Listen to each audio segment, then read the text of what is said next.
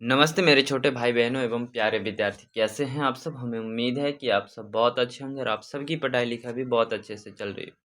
प्यारे विद्यार्थी, आज हम आपके गणित की अध्याय 2 और प्रश्नावली 2.1 के सभी प्रश्नों का हल करने वाले हैं। उससे पहले जो आपके चैप्टर के बेसिक होंगे, जो कि ज़रूरी होगा, जैसे कि आप यदि कोई गाड़ी सीखने, मोटरसाइकिल सीखने जा रहे हैं, आपको पता होना चाहिए कि कौन सा एक्सीलेटर है, कौन सा ब्रेक है, कौन सा क्लच है, ये गियर है।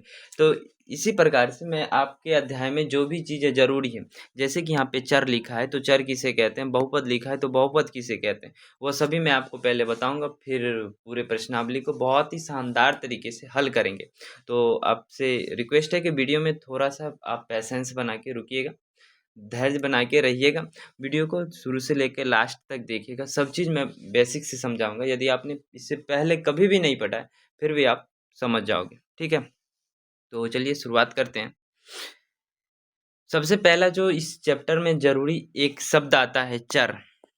और बहुत सारे बच्चों के मन में डाउट होता है कि ये चर किसे कहते हैं, ये चर होता क्या है। तो देखो, चर हम किसी भी अल्फ़ाबेट यानी कि ABCD XYZ PQRS, मतलब ए से लेके जेड तक, इसमें हम स्मॉल लेटर का यूज करते हैं।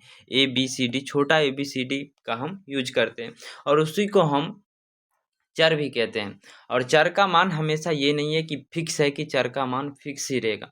चर का मान हमेशा बदलता रहता है। कहीं पे आपका ए का मान 5 आ जाएगा तो कहीं पे आपका ए का मान 3 भी आ सकता है। यदि किसी समीकरण में 5 आ रहा है, किसी समीकरण में 3 भी आ जाएगा, किसी समीकरण में 7 भी आ जाएगा, या फिर आपके मन में जो भी है वो भी आ सकता है। तो चर का मान हमेशा बदलता रहता है, चर का मान हमेशा स्थिर नहीं रहता है। हाँ, तो चर किसे कहते हैं? तो चर हम छोटी ABCD को ही हम चर के रूप में लेते हैं। उसके बाद एक शब्द आता है अचर। तो अचर हम एक से लेके या कोई भी संख्या, गणित का जो संख्या होता है 1 2 3 4 या -1 -2 -3 0, उसी को हम अचर कहते हैं। ठीक है, और आप जो चैप्टर का नाम है, आपके चैप्टर का नाम बहुपद, तो बहुपद किसे कहते हैं? तो बहुपद जो होता है, चर और अचर को गणितीय चिन्हों के साथ हम लिख देते हैं तो उसी को हम बहुपद कहते हैं। जैसे एग्जाम्पल में आप 2x² + 3x - 7, क्या किया हमने? 2 आपको पता है कि अचर है, x चर है, प्लस क्या है तो ये गणितीय चिन्ह है या फिर गणितीय व्यंजक है, और 3 भी क्या है तो अचर है, x चर है, माइनस भी एक गणितीय चिन्ह है, और 7 भी। ये सब यानी कि हम बहुपद किसको कहते हैं?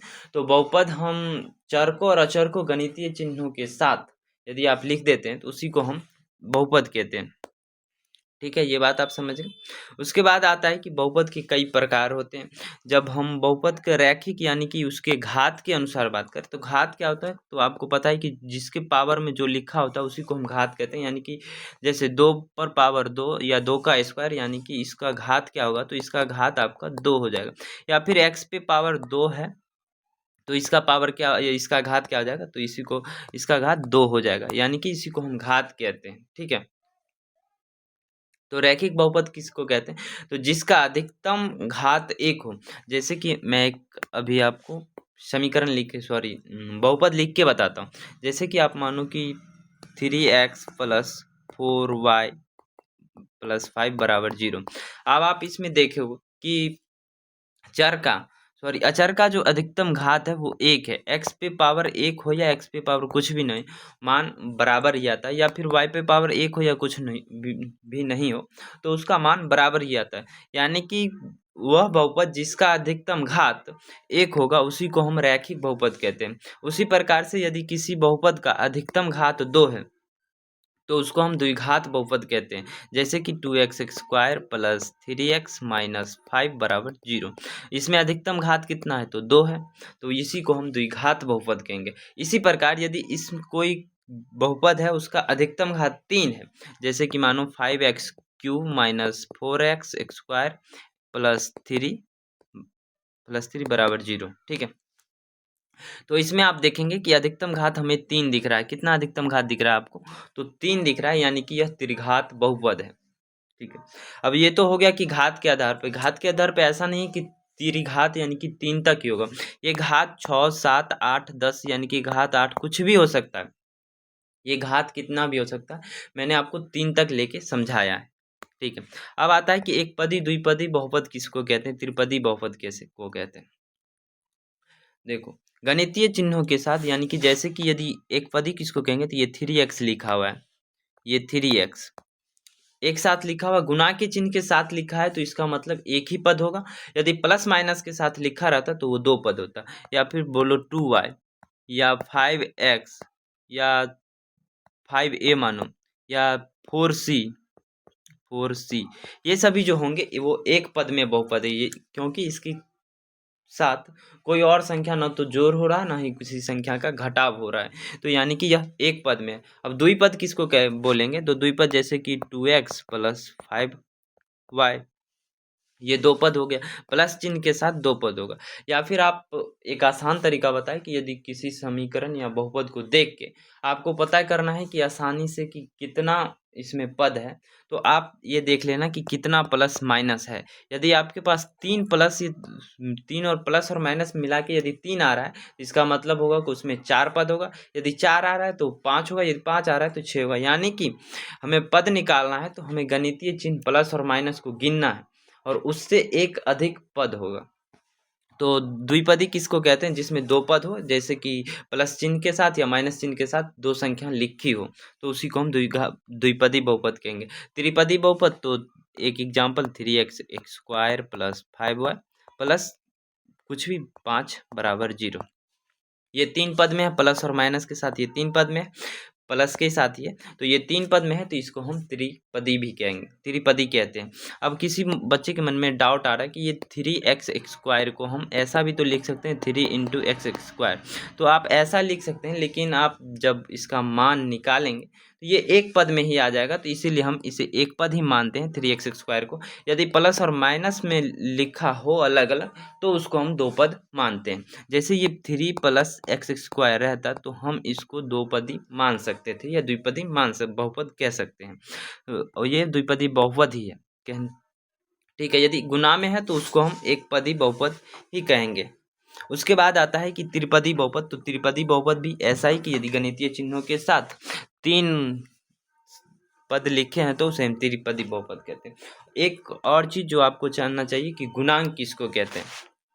ठीक है, इससे पहले कि रैखिक बहुपद का मानक रूप कैसा होता है या फिर किस प्रकार का होता है जिसमें कि सभी बहुपद होंगे, तो रैखिक बहुपद जो होता है वो इस प्रकार का होता है, ax plus b equal to 0, इस प्रकार इजक्वल टू नहीं लगेगा इसमें, ax प्लस बी के रूप में होता है। उसके बाद द्विघात बहुपद जो होता है वो ax square plus b x plus c के रूप में होता है।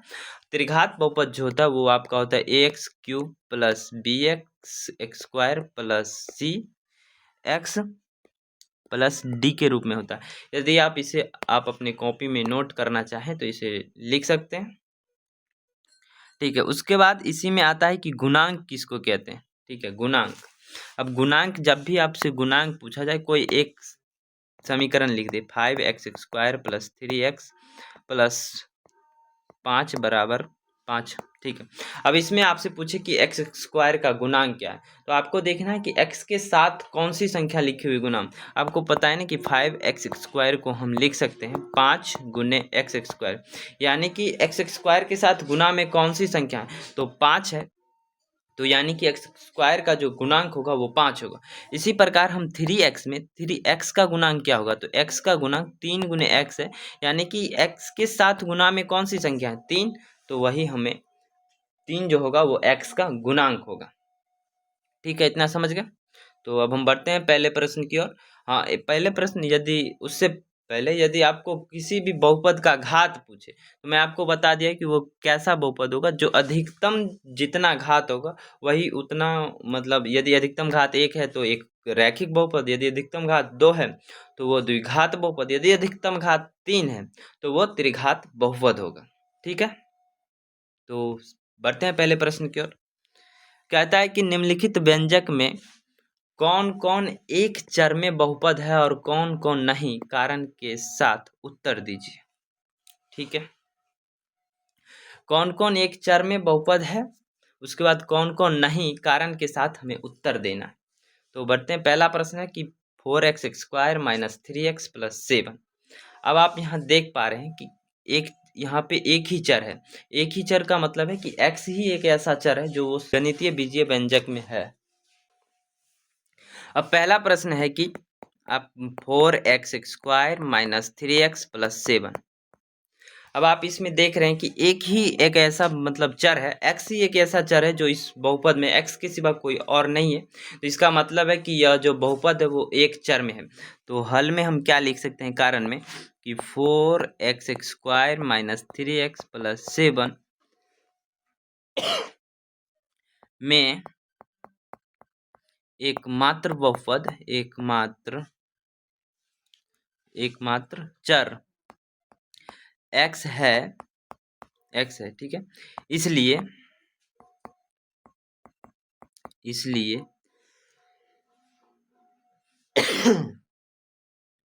4x² माइनस 3x प्लस 7 एक चर में बहुपद है, एक चर में बहुपद है। क्या है कि एक चर में बहुपद है। अब इसी प्रकार से आप यहाँ पे दूसरा का भी देखेंगे तो वो दूसरा भी एक चर में बहुपद है। ठीक है, आप तो एग्जाम में लिखेंगे तो इस प्रकार से ये 4 लाइन के साथ लिखेंगे जिससे कि आपको एग्जामिनर अच्छे से नंबर दे। तो दूसरा भी एक चर में बहुपद है क्योंकि y ही एक ऐसा संख्या है जो कि y ही एक ऐसा चर है जो इस समीकरण में है, y के सिवा कोई और चर नहीं है। तो ये भी एक चर में बहुपद होगा, एक चर में बहुपद है। तीसरा बताने से पहले एक चीज और मैं भूल गया था, आपको मैं बता दूं कि बहुपद का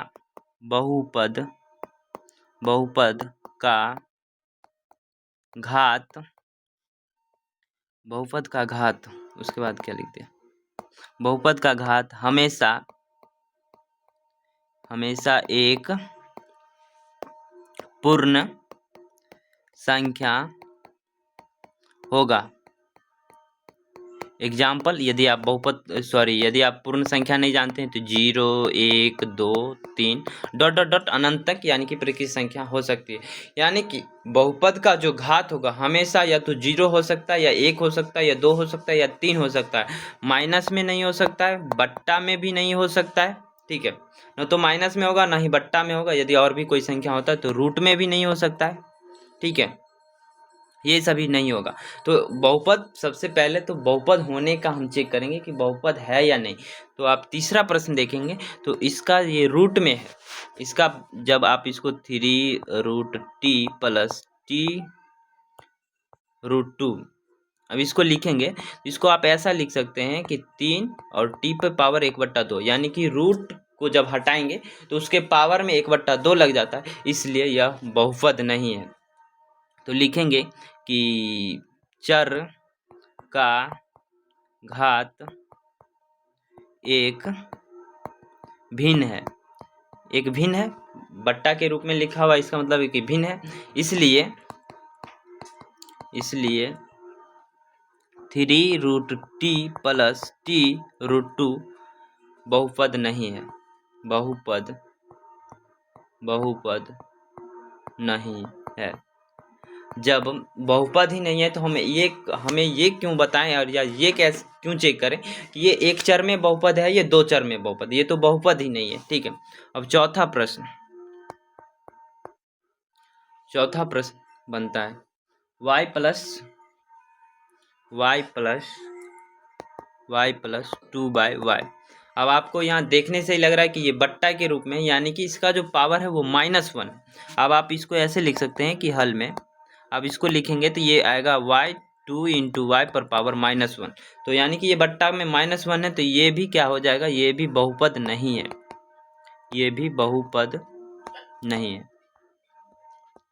जब बहुपद ही नहीं है तो हम क्या चेक करें कि ये चर एक चर में है या दो चर में। ठीक है, अब पांचवा प्रश्न है x पे पावर 10, y पे पावर 3 और t पे पावर 50। अब आप देखो x एक चर है, y एक चर है और t एक चर है, यानी कि यहाँ 3 चर है। तो इसका मतलब है कि यह 3 चर में बहुपद है।